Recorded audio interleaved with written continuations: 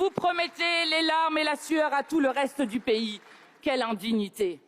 Hausse historique des défaillances des petites et moyennes entreprises.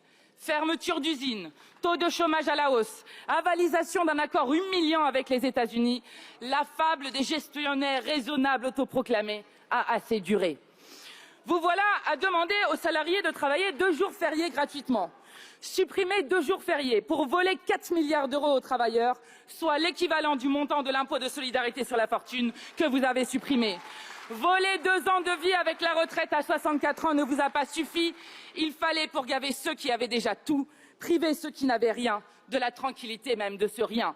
Vous resterez dans l'histoire, comme cette oligarchie rapace qui ne supporte pas que les gens puissent profiter des petits bonheurs de la vie, consacrer du temps à soi, aux siens, aux autres, jardiner, pouvoir aller au restaurant ou en week-end, admirer la mer ou un ciel étoilé.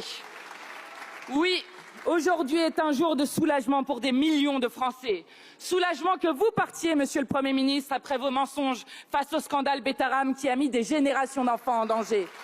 Soulagement de ne plus avoir comme ministre de l'Intérieur un homme qui parle comme Pétain de français de papier et qui hurle à bas le voile.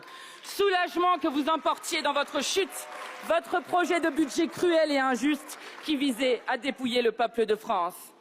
Car vous n'êtes pas seulement une imposture, mais un danger pour le pays. La violence de votre politique s'abat dès le berceau.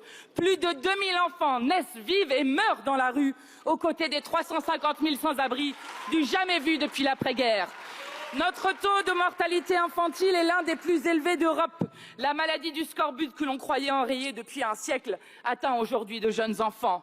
Vous n'avez pas dépensé un centime pour protéger les enfants des violences sexuelles, et ce alors que 3 enfants par classe seraient victimes d'inceste. Vous n'avez rien fait pour démarchandiser le secteur de la petite enfance. Pire, Madame Berger a copiné avec les lobbies des crèches privées. Rien non plus pour ces milliers d'enfants en situation de handicap privés de scolarisation à la rentrée, faute d'accompagnatrices. Le macronisme est une fabrique de maltraitance infantile, mais à vous suivre, ces enfants-là n'avaient qu'à hériter. C'est ce qu'Emmanuel Macron avait oublié de préciser. Avec vous, l'argent ne ruisselle qu'à la naissance sur les bien-nés. Vous avez fait de la France une société de caste archaïque, où l'héritage concentre 60% du patrimoine national. Comme au XIXe siècle, les 10% des plus riches concentrent 80% des actifs financiers et professionnels. Mais comment vous en vouloir? Vous en faites partie.